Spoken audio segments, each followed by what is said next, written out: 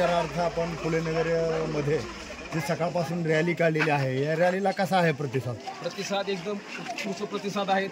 So नमिताताई Mundada यांनी विकासाची कामं खूप मोठी केली आहेत. केज शहरामध्ये त्यांनी 99 कोटीचा निधी उपलब्ध करून दिलेला आहे आणि विशेष करून दलित वस्तीसाठी त्यांनी 3.5 कोटीचा निधी उपलब्ध करून दिलेला आहे कामासाठी. आणि ते कामावर मतं मागत आहेत. आम्ही त्यांच्या कामावर मतं मागत आहेत. येणाऱ्या काळामध्ये नक्कीच केज शहराचा चेहरामोहरा बदलण्यासाठी आणखी भरीव निधी हा नमिताताई मुंदडा यांच्या पाठपुराव्याने आपल्या केज शहरासाठी भेटणार आहे. जसं की समजा क्रीडा संकुलनचा त्यांना समजा प्रश्न मार्गी लावलेला आहे. जे की समजा आपल्या केज शहरामधील जे प्रमुख रस्ते आहेत त्यांचा त्यांनी प्रश्न मार्गी लावलेला आहे. या सगळ्यांसाठी त्यांनी 100 कोटीच्या जवळपास या केज शहरावर रस्त्यासाठी निधी खर्च केलेला आहे. ना कुठल्या जातीचा विषय ना कुठल्या पातीचा विषय आहे. काही दलालू लोक आहेत की त्यांनी त्यांचं असं हे केलं किंवा ते येत नाही जात नाहीत, पण त्यांना त्या 76 कोटी 99 कोटीची टक्केवारी घेऊन ते शांत बसले. त्यांना आज म्हणतात किंवा त्यांचं संविधान खतऱ्यामध्ये आहे. तर लोकसभेचा ह्याच लोकांनी BJPचा प्रचार केला, त्यावेळेस संविधान खतऱ्यामध्ये नव्हतं का? मग आताच कसं काय आलं? हे बी एक संशोधनाचा विषय आहे. फक्त ते त्यांच्या टक्केवारीसाठी काम करतायत.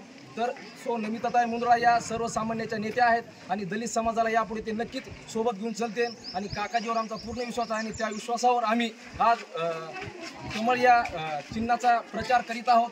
येणाऱ्या काळामध्ये नक्कीच सो नमिताताई मुंदडा त्यांना प्रचंड बहुमताने आम्ही विधानसभेत पाठवणार आहोत. या माध्यमातून मतदारांना आपण काय आवाहन करणार आहोत? आव्हान हेच करणार आहे किंवा तुम्ही कुणाच्या भूलतापाला बळी पडू नका. तुम्ही विकास बघा. त्यांनी विकास या केज शहरासाठी त्यांनी 99 कोटीचा विकास दिलेला आहे. जर त्यांना या केज शहराचा विकास करायचा नसेल त्यांना 1 रुपया नसता दिला, पण त्यांनी विकासाचं त्यांचं शस्त्र त्यांच्या हाती आहे आणि त्या विकासाच्या जोरावर ते मत मागत आहेत.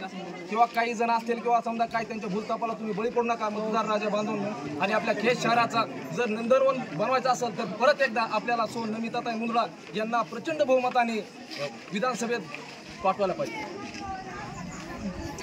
प्रभाग क्रमांक 7, 8, 9 मधून आपण ज्यावेळेस मतदारांना प्रत्यक्षामध्ये भेटताय त्यावेळेस मतदाराकडून आपल्याला काय सूचना मिळतात?